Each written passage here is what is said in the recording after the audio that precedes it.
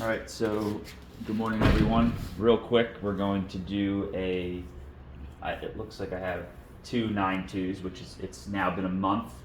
There's one right here, which is set up. I pulled the plastic back. We keep plastic on top of it to help with some moisture. Some say the worms don't like it. I think the worms do like it. I kind of open it up a little bit to make sure that they have some airflow going into the soil, but it also crinkles. Anyway, this is a month-old bin that we are going to harvest real quick. We use a pre-compost, so it's already very rich, which I think helps. I think the worms prefer a compost. But right now we are going to sift this real quick. So this is a month-old bin. Looks like it has just enough. There's a nice little, get some wormage, some close-up. Look like some happy worms. Happy worms. It seems like in most of these we're finding a pile of worms like that. So right now I'm just breaking it up, and I'm gonna do, normally I do a 1/4 inch sift, but right now I'm gonna do a 1/8 inch real quick. Let's see how that turns out. This stuff's a little wetter than I like. I could let it sit another day. And it wouldn't harm the worms at all. They don't mind it. I think some people drag the process out and let them go too dry, and I think that it just slows them down. It's like when you dehydrate yourself, it takes a while for your body to rehydrate. Same process. Different delivery system, I think, for the worms, but same idea. So again, normally I do a 1/4 inch. Right now I am doing a 1/8 inch sift. So it slows it down just a little bit, but I don't have any worms slipping through, and the product's ready for market. I have a couple bins right now that I have to go back through.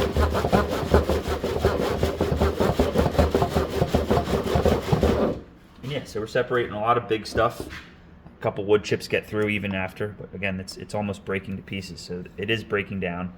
And then like these are, that's a wood chip too. There is castings mixed in with this, which I just kind of float back over to inoculate the next bin, right? So I'm not worried about a couple of the things maybe going a few times through the system. They don't prefer wood chips, but they break down and they add to the ecosystem.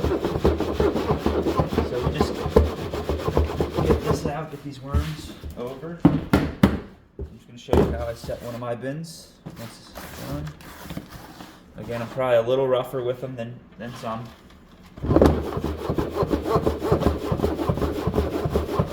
don't think this hurts them at all.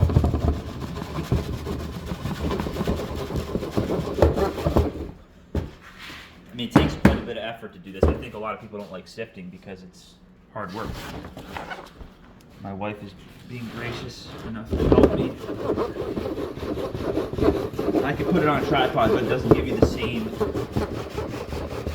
feel. I'm pretty sure it's 7:30 in the morning right now. My goal is to put fresh footage out every day.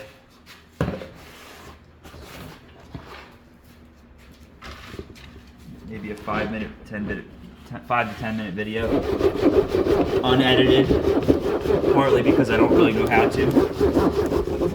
Not that I can't, just haven't looked into it really. I kind of like the idea of doing things live, you know? There's a lot of good editors out there, but it's like, yeah, you could be a good editor, but what you're actually doing isn't fully what you're saying. I think it might be cool to just show exactly what I'm doing. All right, so that bin is done, right? That was 1 month. It does look like the mix. Again, I could take this. I have bins of it. That's gonna let it dry out even more. I'm gonna leave this to roll over. The worms seem fine. There's plenty still in there. All right, so that's the rollover, which after a month, I'm leaving a lot of castings in here. I'm not gonna lie, there's a lot. I'm just trying to get them reset with some, and so then what we do is we take our everybody calls it pre-compost. This is essentially compost that has been saturated by my quail. And because there's so much there, I'm only gonna put 2 scoops in. We're gonna put a nice layer, right? We're resetting the bin. We're gonna mark them. We're gonna label them for a month. All right. That's compost on top, a nice layer. All right. Again, that was a lot of leftover. There's quite a bit out of one bin. All right, but we want the biota and the microbiology to transfer. And then normally I have a food mix. I'm just going to give them pure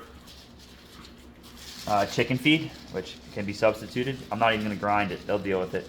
Once you get this stuff wet, it basically disintegrates, almost to the point where you don't even need to grind it. They'll deal with it, even if it didn't disintegrate.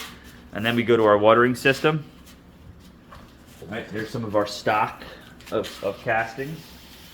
We keep them temperature controlled right now. So we just do an initial wet.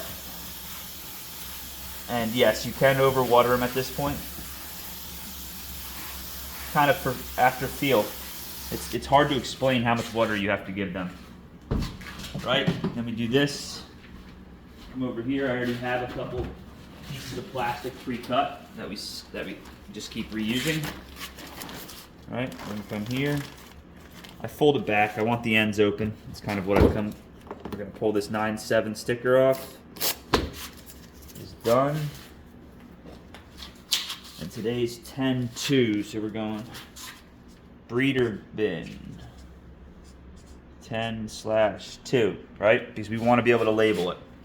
We want to know where it's at in the system. Go right here, nice sticker, and pop it right back up. And that bin's been reset. And then we can come take this. This is finished. Now we sell it as vermicompost. A lot of people are selling their product as pure castings. And I would say the majority of what I'm harvesting is pure castings after a month because of the amount of worms and the amount of feed I put in there. But there's definitely still some organic matter that has not been processed into castings. So we're just going to leave it at vermicompost right now because that's technically what it is. But the majority of this world sells it as castings pure, and it's not. There's a bunch of organic matter that's slipped through, which is beneficial to your system. So, all right, thank you for watching, and yeah, see you tomorrow. Later.